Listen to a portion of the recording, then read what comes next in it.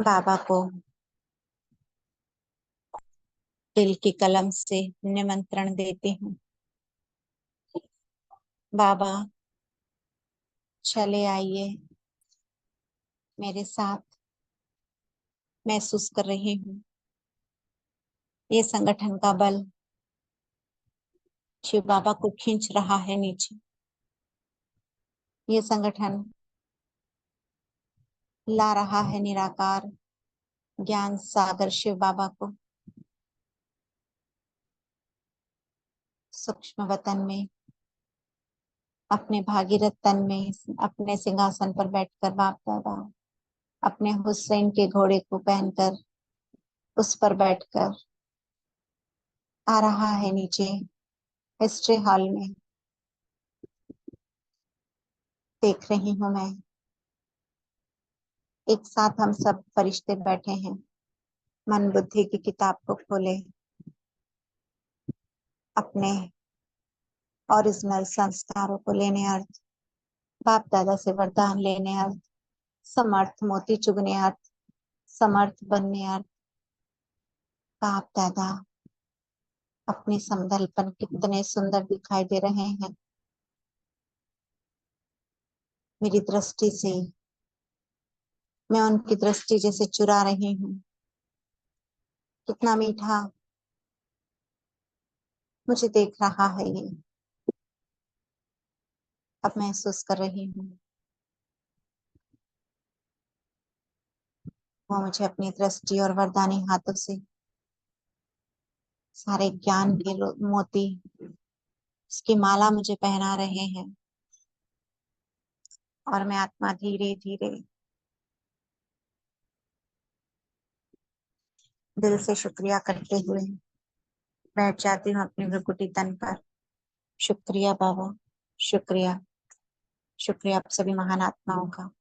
Om Shanti, Om Shanti, Om Shanti.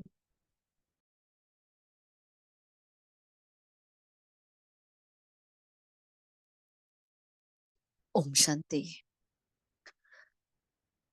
Good morning all of you. आप सभी को जन्माष्टमी की, अपने ही संपूर्ण स्वरूप की अष्टमी की बहुत बहुत बधाइयां हैं। देखते हैं आज के महावाक्य। आज बाबा, है ना, जैसे अपनी संपूर्णता के साथ साथ वही संपूर्णता का बहुत रामबाण इलाज लेकर आए हैं। बाबा ने कहा बस पहला पाठ पक्का करो। और बाबा को बड़ा मजा आता है वो जब बच्चों को पवित्र बनने के लिए आते हैं, और तभी बाबा कहते हैं कि पतित पावन को आप याद करो। तो बहुत डिफरेंट तरीके से बाबा ने वही बात बताई है, कि पहला पाठ हमें पक्का करना है। हम देह नहीं है, हम आत्मा है ना। फिर बाबा ने कर्म और योग का बैलेंस भी कहा है, जिससे हमें ब्लेसिंग मिलती है। बहुत सारी बातें और भी हैं। वैसे देखा जाए तो पूरी मुरली याद पर है। सेवा और याद बाबा ने समझाया आज अच्छे से, है ना। और स्लोगन में कहा है, सेकंड में संकल्प को स्टॉप करने का अभ्यास ही कर्मातीत अवस्था के समीप लाएगा। ठीक है, तो आप सभी पहले पॉइंट्स बताएं, फिर हम लास्ट में लेते हैं। ठीक है जी, मेन मेन पॉइंट्स बताना। ओके, ओम शांति। ओम शांति दीदी। आज बाबा ने हमें पहले तो हमें महान बच्चे या हमें बड़ा आदमी कहकर हमें बताया है कि हम बड़े आदमी हैं, और उन्होंने हमें दो शब्द बोले हैं कि अल्फ और बे को याद रखना है। और अल्फ मतलब दो, पहले ही उसके दो अर्थ होते हैं। अल्फ मतलब आत्मा और परमात्मा, और बे मतलब बाबा और बादशाही। अगर हम इन दो को याद रखते हैं तो हम पवित्र बनते हैं। फिर बाबा ने हमें ये भी कहा है कि बाबा को बहुत ज्यादा पसंद है, बहुत ज्यादा खुश होते हैं जब वो पतितों को पावन बनाते हैं। और हम भी अगर बाबा के साथ सहयोग दें पतितों को पावन बनाने में, जो हम किसी का सहयोग देते हैं तो बाबा बहुत खुश हो जाएंगे कि हमें भी बाबा का साथ मिलेगा, सहयोग मिलेगा, तो बाबा भी हमें अपना फ्रेंड बना पाएंगे और हम बाबा के फ्रेंड बन जाएंगे। तो इसलिए हमें याद रखना है कि हमें सबका सहयोग देना है पतित से पावन बनने के लिए, और बाबा का सहयोग देना है। ओम शांति।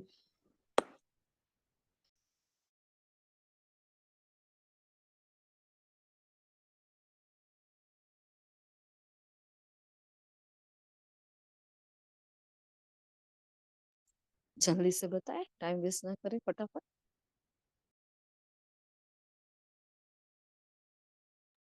ओम शांति। रूहानी बाप का मुख्य कर्तव्य है पतितों को पावन बनाना। बाप को पावन बनाने में ही बहुत मजा आता है। बाप आते ही है बच्चों की सदगति करने, सबको सतो प्रधान बनाने। क्योंकि अब घर जाना है, सिर्फ एक पाठ पक्का करो, हम देह नहीं आत्मा है। इसी पाठ से बाप की याद रहेगी और पावन बनेंगे। ओम शांति। ओम शांति। बाप कोई ज्यादा मेहनत नहीं देते हैं, सिर्फ कहते हैं अपने को आत्मा समझो। पहले पहले तुम्हें यही पाठ पक्का करना है कि हम देह नहीं आत्मा है। बाबा ने कहा है सब तो फुल पास नहीं होंगे, 100 मार्क्स में भी एक कम से कम होते जाएंगे, इसीलिए बहुत पुरुषार्थ करना पड़े, इसमें ही फेल हो जाते हैं। सर्विस करना तो सहज पुरुषार्थ, ज्यादा करने के लिए बाप राय देते हैं कि याद की यात्रा में रहो। इस याद की यात्रा से तुम्हारे जन्म जन्मांतर के सब विकर्म विनाश हो जाएंगे। शांति।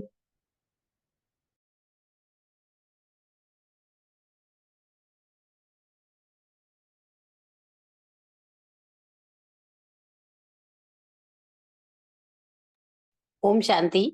मनुष्य दुखी होते हैं तो बाप को बुलाते हैं। बाप कल्प में एक ही बार आते हैं। तुम तो बार बार पाठ बजाते हो। आदि सनातन है देवी देवता धर्म, वह फाउंडेशन है नहीं। उन्होंने बाकी सिर्फ चित्र रह गए हैं। बाकी कहते हैं तुमको लक्ष्मी नारायण बनना है। हम ऑब्जेक्ट तो सामने खड़ा है। यह आदि सनातन देवी देवता धर्म। आपे ही पूज्य थे, फिर पुजारी बन देवताओं की पूजा करते हैं। समझाना पड़ता है। ओम शांति।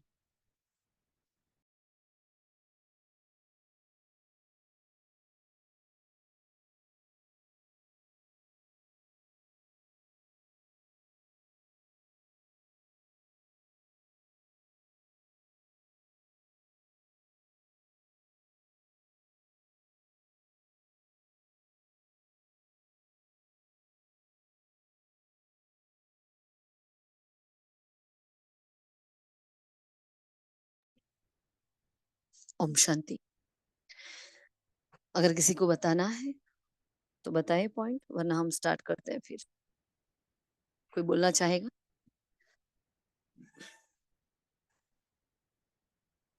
चलो जी। तो बाबा ने आज क्या कहा? बड़ा बाबा तुम बड़े आदमियों को ज्यादा मेहनत नहीं देते हैं। देखो, बाबा की एक ही ज्ञान एक ही है, पाठ एक ही है, लेकिन वैरायटी कितनी अच्छी है ना।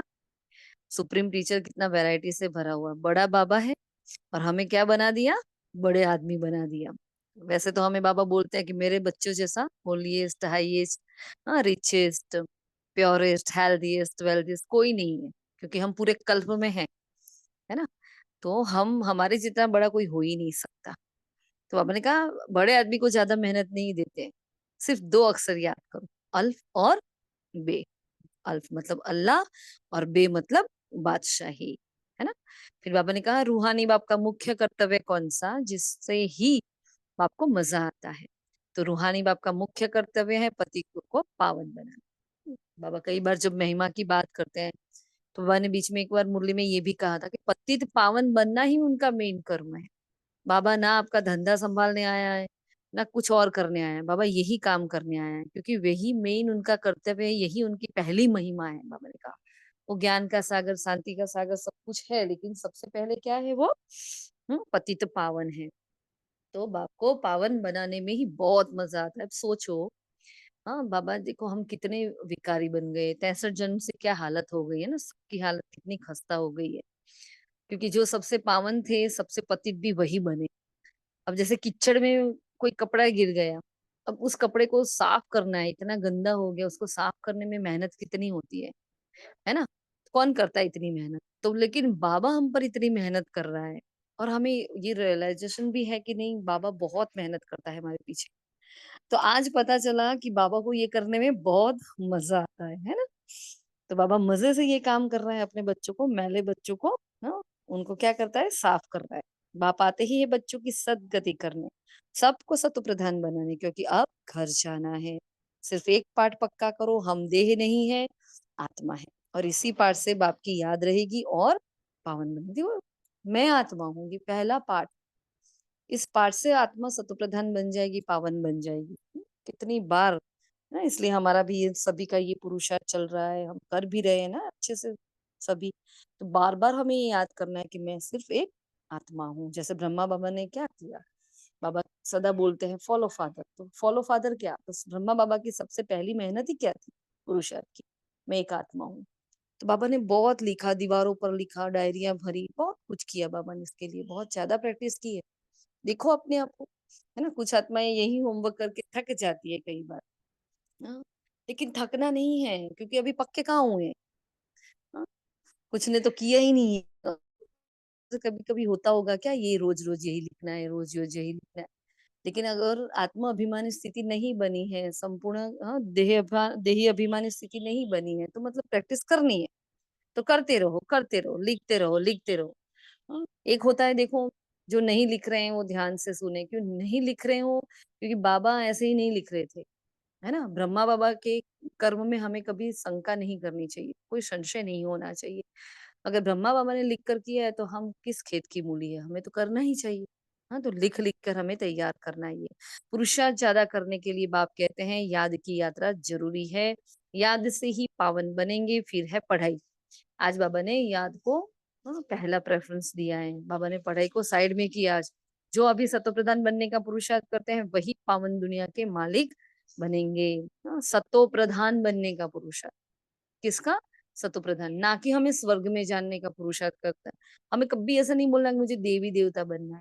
क्या बनना है, मुझे संपूर्ण बनना है, संपूर्ण सतो प्रधान बनना है। किसी को कोई पॉइंट बतानी हो तो बोलना, हाँ। अच्छा, सपोज किसी ने बता दिए, उनको सेकंड टाइम दूसरा पॉइंट बताना तो बोल सकते हैं। कोई क्वेश्चन हो तो पूछ सकते हैं, कोई अनुभव सुनाना हो तो शॉर्ट में सुना भी सकते हैं। श्रुति बहन, आपको दूसरा कोई पॉइंट बताना हो तो बता सकते हो आप, ठीक है। शिखा जी, जो भी फ्री हो आज बताएं, क्योंकि आज त्योहार है तो हम फोर्स नहीं कर रहे हैं, क्योंकि माताएं बिजी होती है। फिर देख लो अपने अपने हिसाब से, हाँ। तो बाबा ने कहा बाप ज्यादा मेहनत नहीं देते हैं, सिर्फ पहला पाठ पक्का कराते हैं। हम देह नहीं आत्मा है, बस बड़े आदमी जास्ती नहीं पढ़ते, दो अक्षर में ही सुना देते हैं, है ना। तो बड़े आदमी को तकलीफ नहीं दी जाती है। सत्युग के देवता आकर असुर से लड़ेंगे या असुर बहा जाए। एक बात बाबा ने जो बताई कि जहाँ सत्युग है वहां असुर नहीं हो सकते। जो हम शास्त्रों में पढ़कर आए कि भाई यहाँ ऋषि मुनि यज्ञ करते थे, असुरों ने आकर हड्डियां डाली वगैरह, ये तो एग्जाम्पल दे रहे हैं हम। तो बाबा वो बात बता रहे हैं कि भाई जहाँ सतयुग है तो वहां कलयुगी आत्माएं नहीं हो सकती। और कलयुगी मतलब ही आसुरी वृत्तियां वाले, मतलब उनको असुर कहा जाता है। तो वो कोई बड़े बड़े दांत वाले, बड़े बड़े बाल वाले, काले काले राक्षस नहीं थे। ऐसे कोई राक्षस होते नहीं है।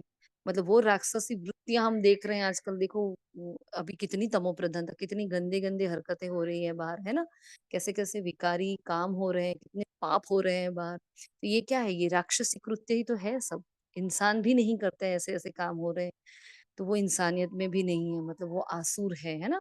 तो बाबा ने कहा जब जहां देवताएं होंगे वहां आसुर नहीं होंगे, क्योंकि देवताएं है डबल अहिंसक। तो देवताएं कभी असुर से युद्ध कैसे कर सकते हैं। तो यही हमारा ये सिद्ध हो जाता है कि जहाँ सतयुग है वहां कलयुग नहीं हो सकता, और कलयुग की आत्माएं भी नहीं हो सकती। तो मतलब जो सब बोलते हैं ना कि ऐसे देवी देवताओं के सामने भी राक्षस गए लड़े, ये सब नहीं है। तो पुरानी दुनिया में लड़ाई हो नहीं, नई और पुरानी दुनिया, इन दोनों में लड़ाई कभी नहीं हो सकती, है ना। लड़ाई तो युद्ध के मैदान में अभी हम हैं, फिर नहीं होगा ये सब। तुम हो अहिंसक, तुम्हारी विजय योग बल से होती है।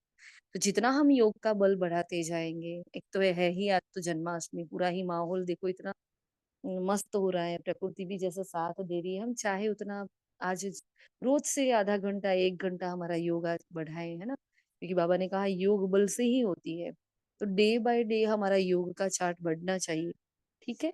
10 मिनट, 15 मिनट, 5 मिनट भी हमारा बढ़ना चाहिए। तो जैसे तुम नीचे उतरे हो ना, अब फिर चढ़ना है, तो हमारी हर बार बात होती है। जैसे सत्व प्रधान से आत्मा की बैटरी धीरे धीरे डिस्चार्ज हुई है, वैसे ही आत्मा को वापिस उसी सीढ़ी से वापिस जाना है ना। तो हम एकदम तमो प्रधान थे, वहां से हम तमो पर आएंगे, तमो से आगे बढ़ेंगे, थोड़ा ऊपर जाएंगे, ऐसे धीरे धीरे धीरे।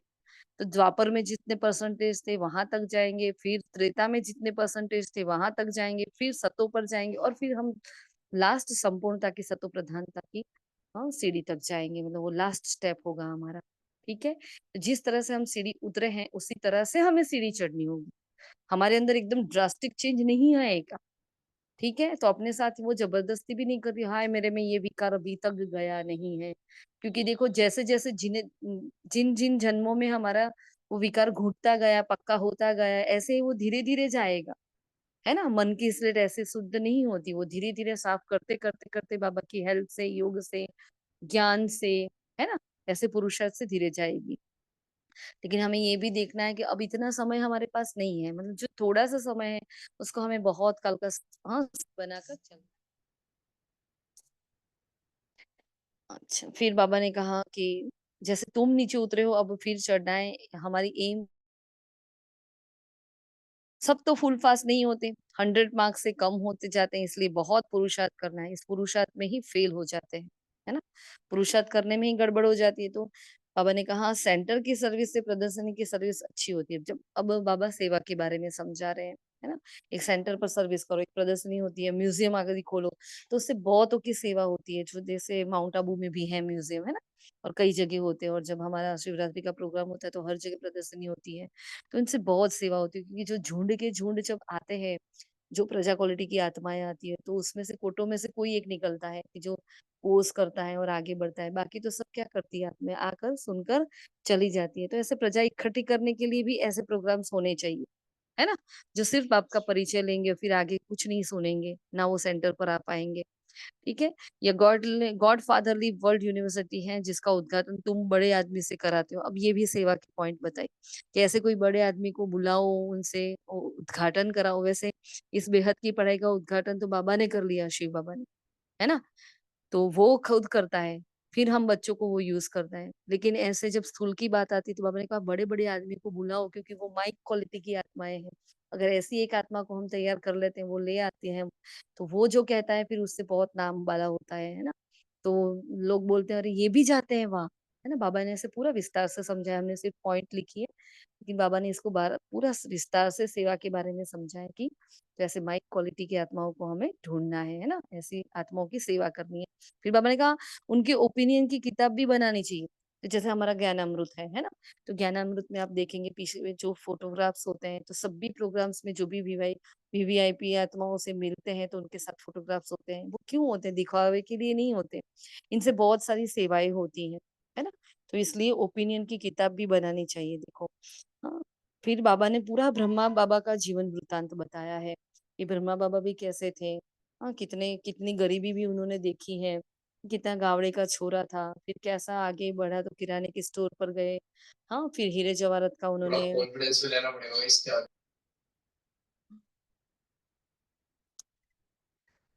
माताओं अपना माइक संभाला करो प्लीज। फिर बाबा ने कहा कि कैसे कैसे वो आगे बढ़े और इतना एक्सपर्ट हो गए हीरे जवाहरत में, मतलब वो देख के ही उनको पता चल जाता कि इस डायमंड की क्वालिटी क्या है, किस क्वालिटी का डायमंड है, उसका कितना रेट हो सकता है। इतने बाबा पारखू हो गए थे उसमें, है ना। तो पूरी जीवन वृतांत बाबा का बताया है आज। फिर बाबा ने कहा कि चरित्र ना कृष्ण के हैं ना कंस के हैं, है ना। तो चरित्र में जो लिखा है भी माखन चुराया, ये किया, तो भी कृष्ण अगर देवता है थोड़ी माखन चुराएंगे, हाँ, तो ना उनके चरित्र में, वो तो मतलब झूठ है सब। तो मीठे मीठे बच्चों, उठते बैठते तुम माँ में कम याद करो, मैं ऊंचते ऊंच सभी आत्माओं का बाप हूँ। क्यों याद करना है? क्योंकि मैं ऊंचते ऊंच हूँ और सबका बाप हूँ।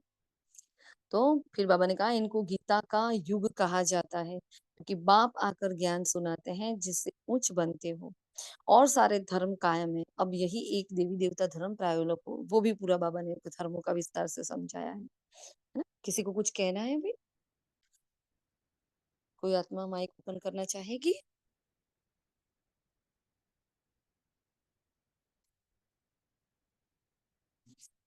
सब साइलेंस में चले गए हो आज? बढ़िया है, चलो। तो श्री बाबा ने फिर कहा आगे कि जो पहले है वही फिर आकर लिस्ट में आएंगे, है ना, जाएंगे। सिर्फ एक श्री कृष्ण तो नहीं होगा आरंभ में, तो हम सब भी होंगे ना श्री कृष्ण जी के साथ। तो हम सभी आत्माएं, तो सारी विष्णु वंशावली आत्माएं भी उनके साथ होगी। तो बाबा ने कहा शिव बाबा ने ये परिवार स्थापन किया। देखो हम क्या है, तो मैं शिव बाबा का परिवार हूँ।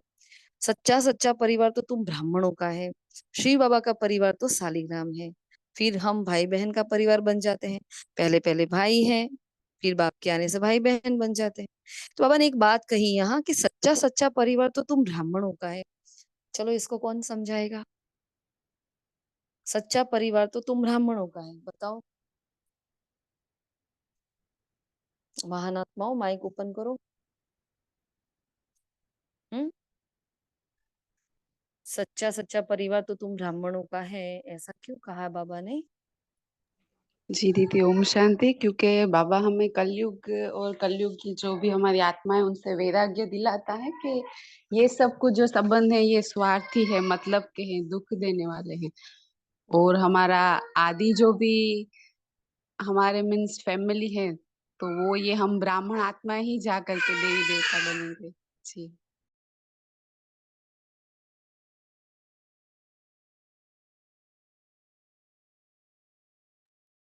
और कोई? पेपर तो हमारे ब्राह्मणों से सबसे ज्यादा आते हैं, नहीं आते पेपर? हम्म। जब बाहर की दुनिया से पेपर कम होने लगते हैं तो फिर अंदर से पेपर बहुत गहरे गहरे पेपर आते हैं, वो भी ज्ञानी आत्माओं के पेपर आते हैं। मतलब होशियार होशियार बच्चे सामने आते हैं ना। लेकिन यही हमारा सच्चा सच्चा परिवार है। और कोई बताना चाहेगा? टिम्पल बहन, श्वेता बहन, कोई कुछ कहना चाहेगा?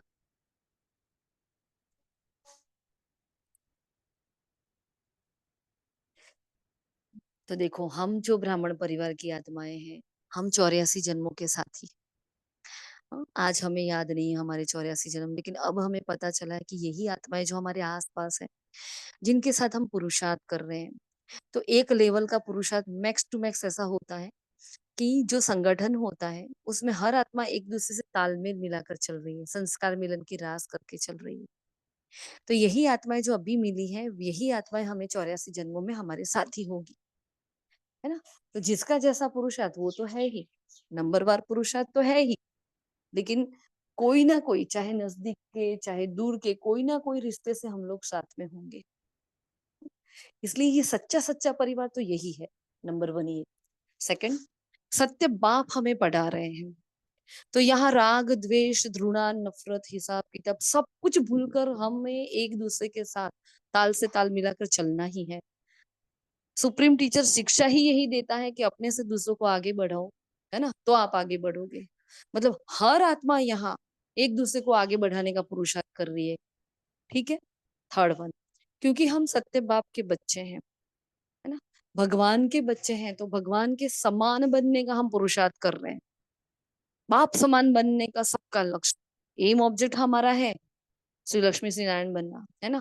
लेकिन कहते क्या है, मुझे बाप समान बनना है। मतलब वो दाता है तो मुझे भी मास्टर दाता, वो ज्ञान का सागर तो मैं भी मास्टर ज्ञान का सागर। और अब तो बाबा मास्टर भी नहीं लगाते, सीधा ज्ञान का सागर, शांति का सागर, इतने बड़े बड़े टाइटल दे दिए। आज बोला ना, बड़े आदमी हो आप। तो मतलब क्या बनने जा रही है आत्माएं? कभी सेंटर पर बैठते हो तो देखते हो सेंटर के हमारे आसपास जो भाई बहने बैठते हैं, कभी उनको उस दृष्टि से देखा करो कि भविष्य की देवकुल की महान आत्माएं बैठी है। हम क्या करते हैं, उनकी कमियां देखते हैं, ये तो ऐसे है, इनके ये तो इतने साल से ज्ञान में चलते हैं, इनका ऐसा, ये ऐसा नहीं। अभी तो विशेषताओं का संसार आ गया है हमारा। हर आत्मा विशेष आत्मा है, क्योंकि हर आत्मा ने परमपिता परमात्मा को पहचाना है। और वो आत्मा यहाँ बैठी है जिसको ढूंढने के लिए बाबा को 850 करोड़ की आबादी में देखना पड़ा होगा। कहाँ है मेरा ये वाला बच्चा? चाहे वो कैसा भी हो, उसके कैसे भी पुराने संस्कार स्वभाव हो, है ना, कोई भी कुछ भी हो उसका, लेकिन एक विशेषता है कि जो बाबा ने उसको पहचाना है, उसने बाबा को पहचाना है। तो यही हमारा इसलिए सच्चा सच्चा परिवार है, क्योंकि ये परिवार 84 जन्मों का साथी है। तो यहाँ जहां भी किसी के साथ थोड़ा सा भी हमारा किसी के साथ अनबन है, थोड़ा हिसाब किताब भी हमारा ब्राह्मणों के साथ ही होता है। क्यों होता है? क्योंकि बाहर तो हम ऐसे करके छोड़ देते हैं कि भाई लौकिक परिवार है, उनको ज्ञान नहीं है, ऐसे करके हम माफ भी कर लेते हैं। जब ज्ञानी आत्माओं के सामने आते हैं और वहां से जो पेपर आते हैं, तब तुरंत हम, अरे ये इतने साल से ज्ञान में चलते हैं, इनको इतना भी पता नहीं चलता, है ना। अरे ये टीचर बहन है, उनको इतना भी पता नहीं चलता। मतलब हर जगह हमारी एक्सपेक्टेशंस आ जाती है, इतना नहीं पता चलता। रोज तो बाबा मुरली में ये कहता है, लेकिन हर आत्मा अपने पुराने संस्कार का फिल्टर साथ में लेकर आई है, और अपने संस्कार वश, अपने हिसाब किताब वश ही उसकी बुद्धि चल रही है। हो ही नहीं सकता, उसका हिसाब किताब नहीं है और वो आत्मा कोई कर्म करे। हिसाब की किताब साथ में लेकर चल रहे हैं और सबको अभी का अभी पूरा करना है। मतलब समझ लो ये वो रेस है जहाँ हर आत्मा इतना बोझ लेकर आई है हिसाब किताब का 63 जन्म का। सबको सबके साथ समेटना है। हर आत्मा, चाहे वहां स्नेह का संबंध है, चाहे कोई और फीलिंग्स आ रही है आपके अंदर, तो भी उसको साक्षी होकर देखो। सपोज ईर्ष्या आ रही है, द्वेष आ रहा है, घृणा आ रही है, तो भी उसको साक्षी होकर देखो। ये इस जन्म की नहीं है, ये किसी पिछले जन्म की है ना। क्योंकि यही बेहद का परिवार है जो मेरा सदाकाल का साथी है। सब आएंगे चले जाएंगे अपना अपना काम करके, लेकिन ये परिवार 84 जन्म साथ रहने वाला है। और ये स्मृति सिर्फ और सिर्फ हमें संगम पर रहने वाली है। तो इसलिए बाबा ने कहा ना, संगम का युग ही गीता का युग है, बहुत इंपॉर्टेंट युग है। ठीक है, समझ में आया ना। फिर बाबा ने आगे कहा, मीठे मीठे बच्चों, बाप को याद करो तो जन्म जन्मांतर के पापों का बोझ उतर जाएगा। पढ़ाई से ही पाप, हाँ, पढ़ाई से पाप नहीं कटेंगे। देखो बाबा क्लियर कर रहे हैं कि पढ़ाई से पाप नहीं कटने वाले, बस बाप की याद है मुख्य, है ना। फिर बाबा ने धारणा सार में कहा था, फुल मार्क्स से पास होने के लिए अपनी बुद्धि को सत्व प्रधान पारस बनाना है। मोटी बुद्धि से महीन बुद्धि बन ड्रामा के विचित्र राज को समझना है। अभी बाप समान दिव्य और अलौकिक कर्म करने हैं। हाँ, तो बाबा का दिव्य और अलौकिक कर्म क्या है? सबको आकर पतित से पावन बनाना। तो बस हमें भी ऐसा ही पहले खुद को बनाना है, फिर बाप के इस दिव्य अलौकिक कार्य में उसका मददगार बनना है। वरदान बहुत प्यारा है, कर्म और योग के बैलेंस द्वारा ब्लेसिंग का अनुभव करने वाले कर्म योगी भव। हाँ, कुछ दिन पहले बाबा ने यही हमें अव्यक्तवाणी में वरदान दिया था, कर्म योगी फरिश्ता का। तो कर्म योगी अर्थात हर कर्म योग युक्त हो। कर्म योगी आत्मा सदा ही कर्म और योग का साथ अर्थात बैलेंस रखने वाली हो। कर्म और योग का बैलेंस होने से हर कर्म में बाप द्वारा तो ब्लेसिंग मिलती ही है, देखो, लेकिन जिसके भी संबंध संपर्क में आते हैं उनसे भी दुआएं मिलती है। अगर कर्म और योग का बैलेंस है, मतलब हमें संपूर्ण याद है कि मैं आत्मा हूँ, सामने वाली आत्मा है। मुझे याद है कि ड्रामा में हर आत्मा का अपना अपना पार्ट है। मैं इच्छा मात्र अविद्या, मुझे किसी से कोई एक्सपेक्टेशन नहीं रखनी है। जब मुझे याद है कि मैं आत्मा हूँ, तो मुझे सब पूरा ही ज्ञान याद है ना। तो हमें कहीं भी कोई गड़बड़ हमसे नहीं होगी। इसलिए तो हम क्या बोलते हैं, दुआओं के पात्र बन जाते हैं। फिर क्यों? क्योंकि हमारा कर्म कैसा होगा, बाप समान होगा, है ना। तो हम जो प्रैक्टिस करते हैं, अगर हम मेरी जगह ब्रह्मा बाबा होते तो क्या करते? तो सबको ये याद आता है ना जब कर्म करते हो। हाँ, सबको ये याद आता है कि नहीं आता? ये ऐसे बोला करो तो पता चले। देखो दूसरी आत्माओं की भी इससे सेवा हो जाती है। जब हम कोई कर्म करते हैं तो क्या हमारे बीच में ये मन में ये आता है कि अगर ब्रह्मा बाबा मेरी जगह होते तो क्या करते? और फिर आपने कर्म बदला हो, आपने अपना विचार बदला हो, ऐसे भी अनुभव होंगे ना आप सभी के, है ना। हो तो बताओ कोई। ठीक है, फिर बाबा ने आगे कहा है, बैलेंस होने से हर कर्म में बाप द्वारा तो ब्लेसिंग मिलती है, लेकिन जिसके भी संबंध संपर्क में आते हैं उनसे भी दुआएं मिलती हैं। कोई अच्छा काम करता है तो दिल से उसके लिए दुआएं निकलती है कि बहुत अच्छा है ना। अब ये बहुत अच्छा मानना ही दुआएं हैं। अब वो नहीं करेगा ये आपका ये हो जाए, आपका वो हो जाए, खुश रहो, ये ऐसा नहीं बोलेगा। लेकिन अगर वो आत्मा बोलती है, अरे ये बहुत अच्छी है ना, ये सदा सहयोगी है, ये ऐसे है, ये बहुत मीठा बोलती है, ये यहाँ हेल्प करती है, ये चुप रहते हैं, ये सरल है, वॉट एवर। जैसे ही आत्मा ये सब तारीफ करती है, जब हमारी ऐसे प्रशंसा करती है, तो यह बहुत अच्छा जब बोलती है, मतलब ये दुआएं मिल रही है ना हमें। फिर स्लोगन है, सेकंड में संकल्पों को स्टॉप करने का अभ्यास ही कर्मातीत अवस्था के समीप लाएगा। क्योंकि समय हमारे पास कम है और कम समय में बहुत काल का अभ्यास करने के लिए हमें बाबा ने बहुत सारे शॉर्टकट्स बताए हैं। जिनको आगे बढ़ना है बस इन्हीं शॉर्टकट्स को पकड़ लिया। जैसे बाबा ने कहा कि 1 सेकंड में 500 रुपये का अभ्यास करो, पकड़ लो उसको। जैसे बाबा ने कहा कि 1 सेकंड में फुल स्टॉप होना है, तो यही कर्मातीत अवस्था। देखो कितनी बड़ी बात, कितना छोटा सा अभ्यास, कितनी बड़ी बात। लेकिन ये बाय प्रैक्टिस धीरे धीरे होगा, एकदम से नहीं होता है। एकदम से फुल स्टॉप हर बात में नहीं लगता है ना। क्योंकि मन को व्यर्थ में जाने की हैबिट हो गई है, तो उसको धीरे धीरे हमें मोल्ड करना पड़ेगा। उसकी भी एक विधि होती है। हाँ, जैसे कोई बच्चा होता है जिसके हाथ में चाकू होता है, अगर हमें वो चाकू ले लेना है उसके हाथ में से, हमें पता है उसको नुकसान करने वाला है, तो हमें उससे भी बेटर उसको खिलौना देना पड़ेगा। वैसे जब हमारे मन को व्यर्थ संकल्प आ रहे हैं, उस मन को वहां से हटाने के लिए हमें बहुत अच्छे वाले समर्थ संकल्प देने पड़ेंगे, है ना। इसलिए हमें ज्ञान की गहराई में जाना है, इसलिए बाबा की गहराई में जाना है। क्योंकि जितना अच्छा ज्ञान का चिंतन मनन होगा उतना ही हमारा योग अच्छा होगा, और इतना ही हमारी धारणाएं अच्छी होगी, इतनी ही हमारी धारणाएं अच्छी रहेगी तो हमारा आत्मविश्वास बढ़ेगा, और जिससे हमारी अवस्था बहुत अच्छी बनेगी, है ना। तो ज्ञान हमारा बेस है ना। लेकिन ज्ञान से विकर्म विनाश नहीं होते, लेकिन ज्ञान से विकर्म विनाश इस तरीके से होते हैं, क्योंकि ज्ञान नहीं तो योग नहीं है। तो ऐसा नहीं अच्छा मुरली क्लास नहीं करना, ये नहीं करना, वो नहीं करना, सब कुछ करना है, क्योंकि ज्ञान के बिना तो गति ही नहीं है, देखो। हाँ, तो ज्ञान के मनन चिंतन में रहेंगे तो योग में मजा आएगा, वरना नहीं आएगा। सिर्फ आत्मा आत्मा कब तक करते रहोगे। तो बाबा ने ये श्लोक, फिर अव्यक्त इशारा दिया है बाबा ने, संगम युग खुशियों का युग है, और इस समय सर्व विघ्नों को आधा कल्प के लिए विदाई मिल जाती है। इसलिए याद रखो कि तुम कल्प कल्प के विजयी रत्न है।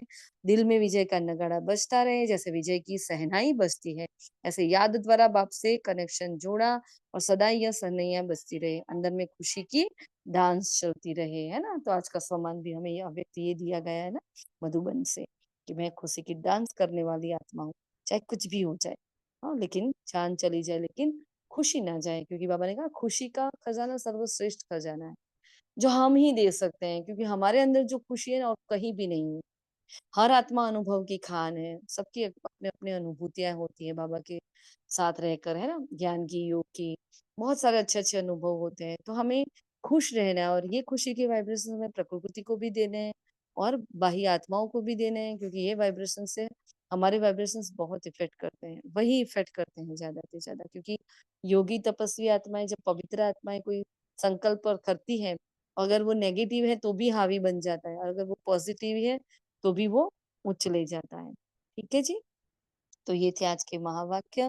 तो हमें ध्यान रखना है कर्म और योग का बैलेंस। पूरा दिन हमें आत्माभिमानी देही अभिमानी स्थिति पर स्थित रहना है। हाँ, और बार बार ये अभ्यास लो कि मैं बड़ा आदमी हूँ, है ना। बाबा मुझसे ज्यादा मेहनत नहीं करा रहे, बाबा बस बाबा को मजा आता है मुझे पवित्र बनाने में, तो मुझे भी मजा आता है पवित्र बनने में, है ना। तो पवित्रता की मजा लेनी है हमें। ठीक है। हाँ, पढ़ाई तो पढ़नी है, लेकिन योग को इतना ही प्रेफरेंस देना है, क्योंकि योग नहीं होगा तो हमारे विकर्म विनाश नहीं होंगे। तो बार बार पहला पाठ लिखते रहो, तैयार करते रहो। बार बार आज हम ये अभ्यास करेंगे, रोज करते ही हैं वैसे, लेकिन इस अभ्यास पर आज अब टेंशन देना है, 1 सेकंड में फुल स्टॉप कर दो अपने आप। अचानक कोई कर्म कर रहे हो, याद आता है, 1 सेकंड में फुल स्टॉप, या कहीं दीवार पर लगा दो फुल स्टॉप, लिख दो। तो क्या होगा, बार बार हमें, ये हम सब ने किया था ना, इस ग्रुप में सभी ने किया था, तो फुल स्टॉप लिख लो, बार बार याद आएगा। ठीक है। और खुश रहना है, कुछ भी हो जाए खुशी ना जाए। अच्छा जी, ओम शांति। किसी को इस वाणी से कुछ प्रश्न हो, कुछ पूछना हो तो, कुछ अनुभव कहना है।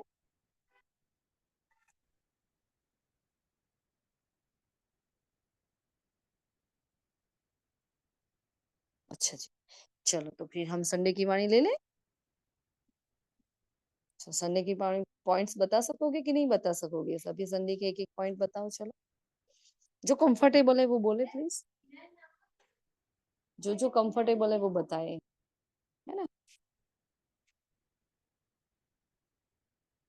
संडे के पॉइंट्स, क्या कहा था संडे में बाबा ने।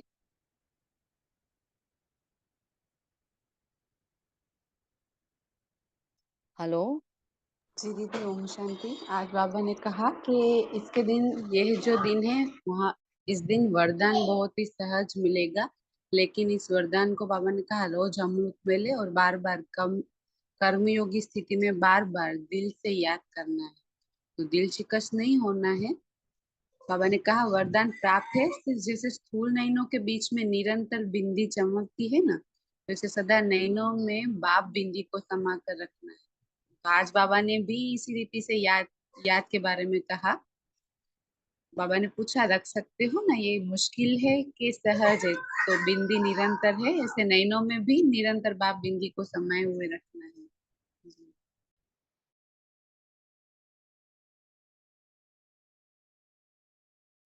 ओम शांति। बाबा ने कहा कि जो सच्ची दिल वाला है वो सदा संकल्प, वाणी और कर्म में राजयुक्त होगा। फिर बाबा ने कहा ऐसे राजयुक्त कभी भी अपनी स्वस्थिति से नाराज नहीं होते और ना ही औरों को नाराज करते हैं। ओम शांति।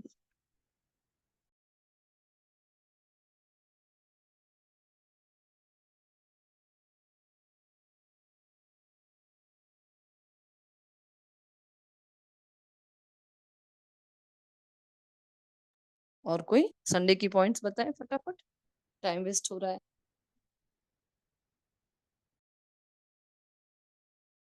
जी, बाबा ने कहा बाबा को राजी करने का बहुत ही सहज साधन है सच्ची दिल।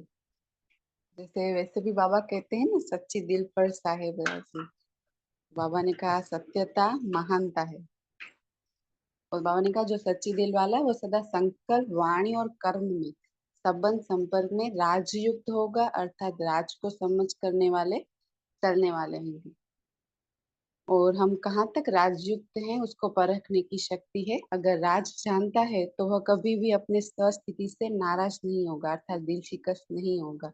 और संकल्प में भी दृष्टि, वृत्ति से भी, स्मृति से भी और दृष्टि से भी किसी को नाराज नहीं करेगा, क्योंकि वो सबके व अपने संस्कार स्वभाव को जानने वाला राजयुक्त होगा। तो बाप को राजी करने की विधि है राजयुक्त चलना, और राजयुक्त अर्थात न अपने अंदर नाराज गया है न औरों को नाराज करे। जी।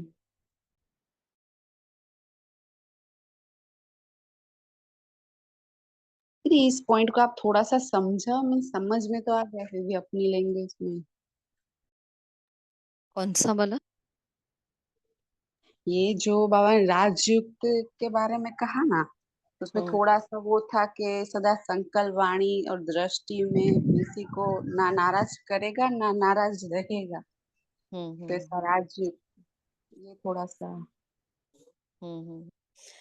तो देखो, राज मतलब क्या होता है पहले तो, है ना? कोई राज मतलब रहस्य। तो बाबा ने हमें इसके लिए ड्रामा का ज्ञान दिया है, ठीक है? अब ड्रामा क्या कहता है? जब कोई आत्मा कोई एक्ट करती है तो वो आत्मा का वो पार्ट है, और बाबा ये रोज हमें पक्का कराता है। तो एक का पार्ट ना मिले दूसरे से, एक सेकंड ना मिले दूसरे से, हर आत्मा अपना एक्यूरेट पार्ट बजा रही है। ये सारी बातें बाबा ने हमें बताई है ना? तो हमें किसी और को नहीं देखना है, ये भी बाबा ने बताया है। तो हमें सिर्फ अपने पार्ट को देखना है, क्योंकि मैं हीरो, ऑलराउंडर हीरो पार्टधारी आत्मा हूँ, ठीक है? तो मैंने ड्रामा के हर राज को जाना है।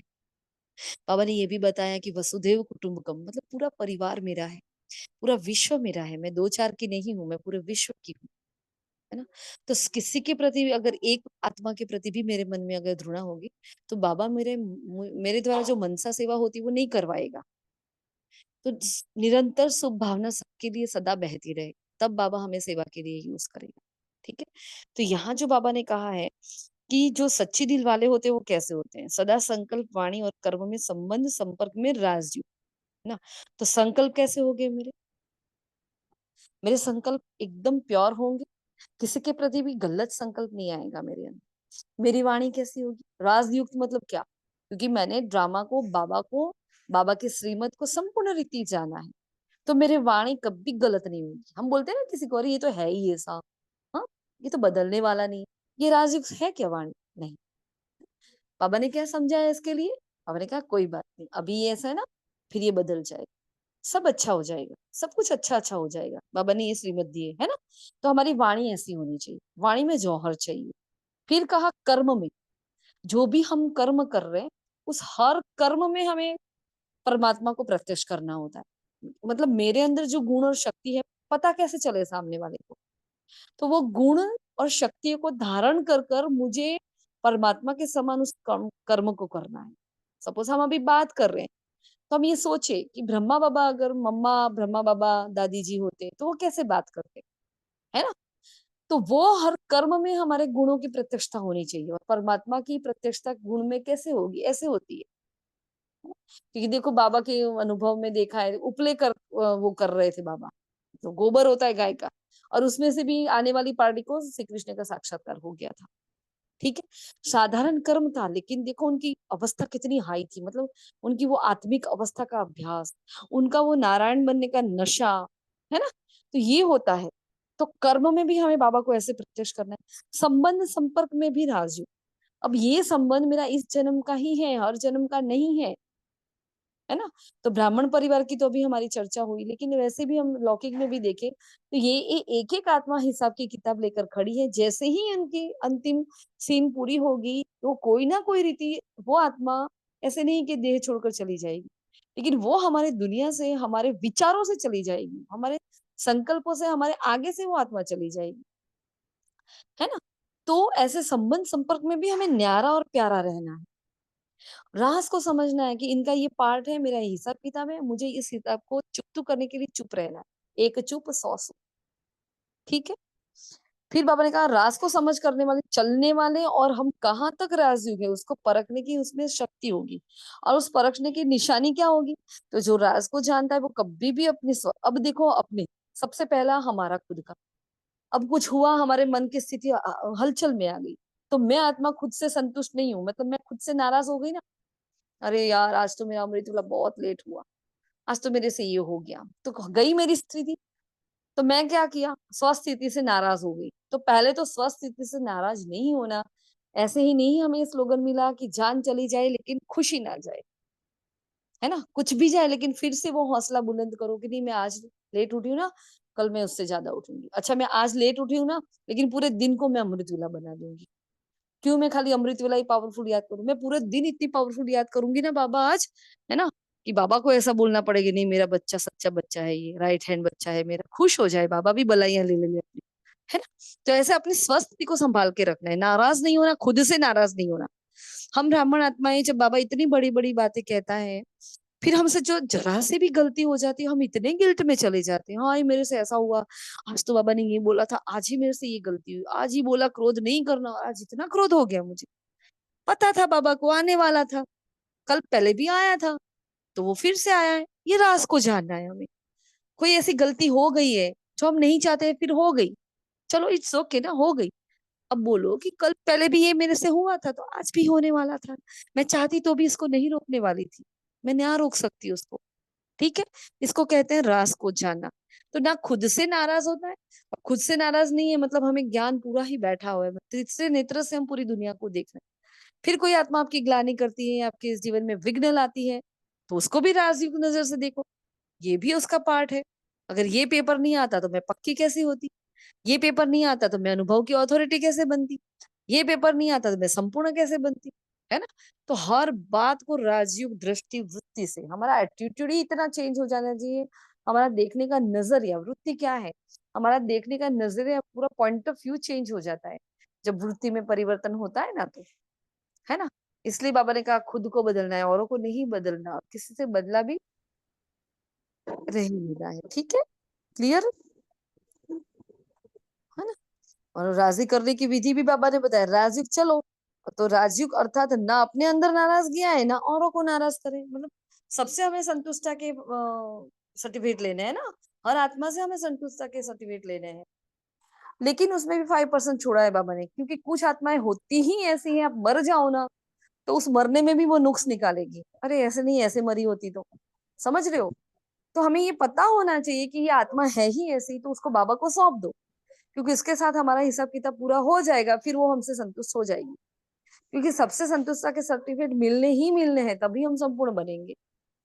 तो हमसे कोई नाराज ना हो, बार बार माफी की यात्रा करते रहो, बार बार, क्योंकि ये माफी की, धन्यवाद की जो यात्रा करते हैं हम बार बार, ये रोज माफी मांगना है, सुबह शाम तो खास। एक बार तो सभी लौकिक अलौकिक परिवार की आत्माओं को, पूरे विश्व की आत्माओं को, प्रकृति से, सबसे माफी मांगनी है। हाँ? तो क्या होता है, नाराजगी अपने आप धीरे धीरे दूर हो जाती है, क्योंकि वाइब्रेशन तो जाते ही हैं, ये परफ्यूम की तरह जाते हैं, इसको कोई रोक नहीं सकता। ठीक है, क्लियर। और किसी को कुछ पूछना है? अब इसको समझा है, अब इसको आपको अप्लाई भी करना है।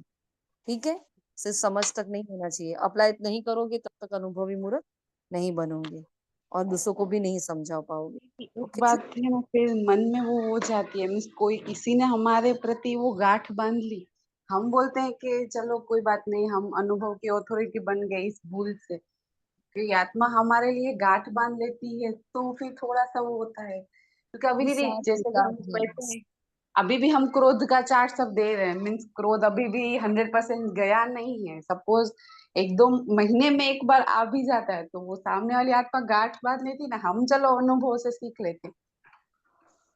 देखो ये अनुभव के कैसा है, ऐसा है शब्दों ना, में तो पता है बाबा, दीदी ऐसा ही निकलता है कि ओम शांति में जाते और अभी तक आप में कंप्लीटली शांति नहीं आई है, हाँ नहीं ये आई। थोड़ा सा हट भी होता है। उनको ऐसा बोलो कि एटलीस्ट आई एम ट्राइंग, आप तो वो भी नहीं कर रहे हो। मैं ट्राई तो कर रही हूँ ना, उनको बोलो कि मैं हाँ, बंद नहीं मेरा कर आंसर यही होता है कि पूरा मुझे try करना 100% नहीं, पर 75% तो चेंज हुआ है ना। भले आपको ना अच्छा लगा, पर हम तो अपने से अभी संतुष्ट है ना। बात है, सही बात है। और देखो ये वो वाला एग्जाम्पल उसमें देखो कि पूरी ही काले पेंट की बाल्टी भरी हुई है, उसको पूरा ही वाइट करना है, तो उसमें कितना सारा वाइट डालना पड़ेगा। ये एग्जाम्पल सदा याद रखो, और किसी को बताना तो ये एग्जाम्पल बताओ कि भाई एकदम से कोई संस्कार, भाई 63 इयर्स मतलब 63 बर्थ के हमारे वो संस्कार है। आप बोलो एक दिन में वो क्रोध चला जाएगा, वो नहीं जाएगा, नहीं जाएगा, और जाना भी नहीं चाहिए। आज ही तो बाबा ने बोला ना, जैसे सीढ़ी चढ़े थे वैसे ही उतरे थे, वैसे ही चढ़नी है। मतलब जैसे क्रोध धीरे धीरे घुटा था हमारे अंदर, जैसे जैसे धीरे धीरे वो आया था, वैसे ही वो वापस जाएगा धीरे धीरे, एकदम से नहीं जाने वाला। करना भी मत, क्योंकि वो दमन हो जाएगा। वो दमन करेंगे ना, तो अंतिम sin उसी का पेपर होगा हमारा। ठीक है ना। तो आत्माओं को जवाब देना है तो अपने व्यवहार से, वाणी से जवाब देना है। क्योंकि देखो हम जब बाबा को प्रत्यक्ष कर रहे हैं, हम ब्राह्मण आत्माएं, बाबा को प्रत्यक्ष करने वाली आत्माएं, तो सब हमसे बहुत एक्सपेक्ट करते हैं, क्योंकि हम इष्ट देव देविया भी है, तो सबकी हमारे प्रति एक्सपेक्टेशन बहुत बढ़ जाती है ना। इसलिए वो जानते हैं, नहीं जानते उनको कि ये इष्ट देव देविया है, फिर भी वो बाय फॉल्ट ये हो जाता है, बाय डिफॉल्ट है ये कि उनकी एक्सपेक्टेशंस होती है कि ये जा रहे हैं ना, ये सुधर गए, हम नहीं सुधरेंगे, लेकिन ये तो सुधर जाए। लेकिन ये होते होते देर लगेगी, और ऑल लास्ट में तो देखो ये एक है हिसाब किताब। ठीक है। और यही हमारी अवस्था के पेपर है। मतलब अपने मन को एकदम शांत रखो बस। मेरी जगह बाबा होता तो क्या बोलता, इसको इतना घूट लो, इतना घूट लो ना।